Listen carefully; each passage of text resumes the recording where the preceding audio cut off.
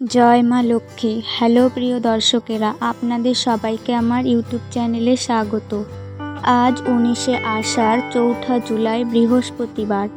আষাঢ় মাসের এই তৃতীয় বৃহস্পতিবার দিন অনেকেই হয়তো বাড়িতে মা লক্ষ্মীর পুজো করছেন। তার উদ্দেশ্যে অনেকেই ব্রত রেখেছেন। আজকের এই দিনে যদি আপনি বাড়িতে মা লক্ষ্মীর পুজো করে থাকেন বা ব্রত রেখে থাকেন, তাহলে অবশ্যই আষাঢ় মাসের মা লক্ষ্মীর ব্রতকথাটি শ্রবণ করার চেষ্টা করুন। মা লক্ষ্মীর ব্রতকথাটি একবার হলেও শ্রবণ করা প্রয়োজন, নচেৎ ব্রত অসম্পূর্ণ থেকে যায়। যদি কোনো কারণে মার উদ্দেশ্যে পুজো বা ব্রত না রাখতে পারেন, তাহলে মায়ের সামনে একটি ঘিয়ের প্রদীপ জ্বালিয়ে ব্রতকথাটি শ্রবণ করলেও মা লক্ষ্মী সন্তুষ্ট হন। মা লক্ষ্মীর কৃপায় আপনার এবং আপনার পরিবারের মঙ্গল হবে। শুরু করছি শ্রী শ্রী লক্ষ্মী দেবীর আষাঢ় মাসের ব্রতকথা। ওম বিশ্বরূপস্য ভার্যাসি পদ্মে পদ্মালয়ে শুভে সর্বত পাহি মাম দেবী মহালক্ষ্মী নমস্তুতে। ওম শ্রী লক্ষ্মী দেব্যায় নমঃ। ওম শ্রী লক্ষ্মী দেব্যায় নমঃ। ওম শ্রী লক্ষ্মী দেব্যায় নমঃ। জয় মা লক্ষ্মী। নমো নমো লক্ষ্মী দেবী, নমো নারায়ণী। করহে সেবকে দয়া সমুদ্র নন্দিনী। বিরাট নগরে থাকে বিনন্দ রাখাল। পত্রের কুঠিরে তার দুঃখে কাটে কাল। বিনন্দে বয়স যবে 8 সাল হলো, সেই কালে পিতা মাতা পরলোকে গেল। পরগৃহে রহে সে গোধন যে চড়ায়, এই মতে কিছুকাল তাহে চলি যায়। এই রূপ 12 বর্ষ গত যেহ হয়, দিবারাত্রি মনে মনে লক্ষ্মীর স্মরয়। বিশেষ একদিন বিনন্দে যেবা হেরে, প্রলয়ের ঝড় বৃষ্টি মাথার উপরে। কোথা গেল ধেনু বৎস দেখিতে না পায়, বিপদে পড়িয়া লক্ষ্মী মায়েরে ডাকয়। ভক্তের অধীনা মাতা লক্ষ্মী ঠাকুরানী, বিনন্দের কাছে তিনি আসেন আপনি। বদন চুম্বিয়া তারে কোলে তুলি নিল, ভয় নাহি বলি তারে অভয় যে দিল। চিরকাল দুঃখ পেলে চড়ায়ে গোধন, এখন আমার বাক্য করহে শ্রবণ। চাকরি করিলে কভু দুঃখ নাহি যায়, কৃষিকর্ম কর বৎস আমার কথায়। বিনন্দ রাখাল বলে, ওগো লক্ষ্মী মাতা, অসাধ্য চাষে কাজ অসম্ভব কথা। কোথা পাবো বীজ ধান্য, কোথা পাবো গরু, আমার পক্ষতে চাষ অধিব যে গুরু। লক্ষ্মী মাতা বলে, বাছা মোর বাক্য ধর, বীজ ধান্য আমি দেব ভয় নাহি কর। এত বলি বীজ ধান্য 2.5 হালা লয়ে, বিনন্দের হাতে দিল প্রফুল্লিত হয়ে।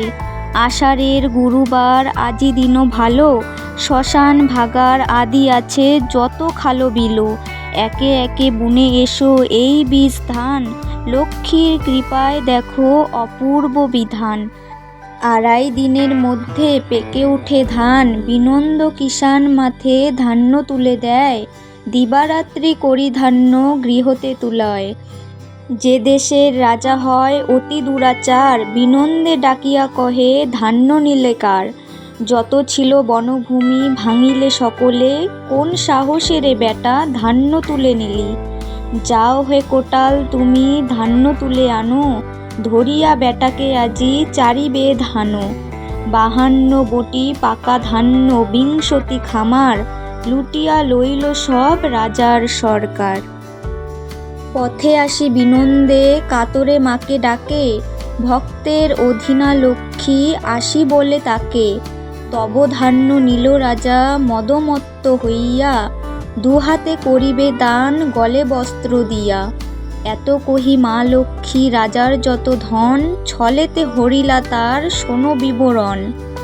ধনধান্য আদি করি সকলই হরিল, হাহাকার করি রাজা ভূমিতে পড়িল। সেই কালে মহারাজ তন্দ্রাঘরে দেখে, বলিতেছে মা লক্ষ্মী যেমন তাহাকে। শুনো শুনো মহারাজ কি কর্ম করেছ, বরপুত্র বিনন্দের ধান্য কারিয়া যে নিছ। ক্ষমিতে পারি যে আমি তোমাতে এখন, তব কর্ণ বর পুত্রে কর সমর্পণ। এত বলি লক্ষ্মীমাতা হইলা অন্তর্ধান, শিহরে উঠিয়া রাজা চারিধারে চান। তখনই বিনন্দে আনি কন্যাদান করিল, কন্যাসহ অর্ধরাজ্য যৌতুক দানিল।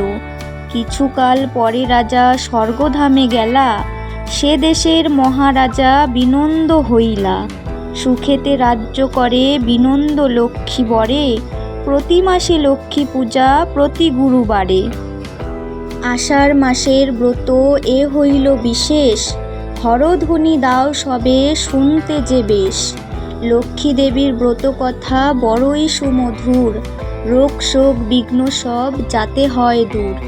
এই ব্রত যেবা করে, যেবা পাঠ করে, যেবা শোনে, কিংবা গ্রন্থ থাকে যার ঘরে, কোনোই অভাব তার না থাকে কখনোই, শান্তিপূর্ণ থাকে সদা তাহার ভবন।